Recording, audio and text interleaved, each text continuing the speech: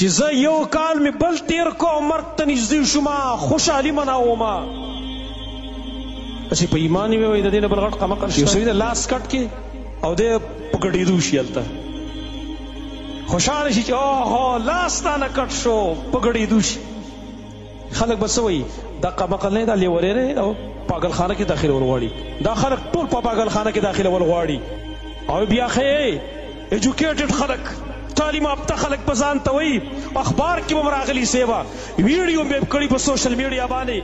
په فیسبوک او په واټساپ باندې به شیر کوي یو کال د مرګ ته نږدې شول او دی خوشحاله دی یو کال تیر شو ته په دې فکر وکړه په دې یو کال کې ما څه کړي دي ما آخرت له څه وکړه ما ته خپل الله دا ویلي یا ایها الذین آمنوا اتقوا الله ولتنظر نفس ما قدمت لغد ای ایمان والو ویرېږئ د الله نه هر یو نفس فکر وکړه چې سبا لم څه تیار کړي دي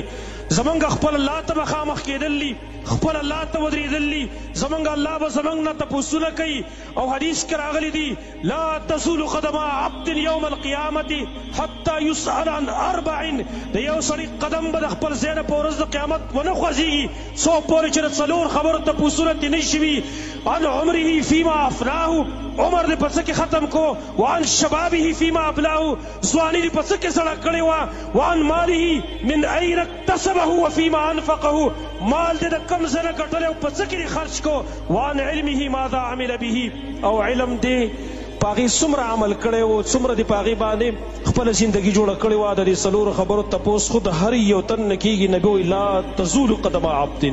نکیره ویلې ده لا تزول قدم عبد یو بنده هم د خپل ځای نه ونه خوځېږي ځای په ځای باندې ولاړې وخشعت الاصوات للرحمن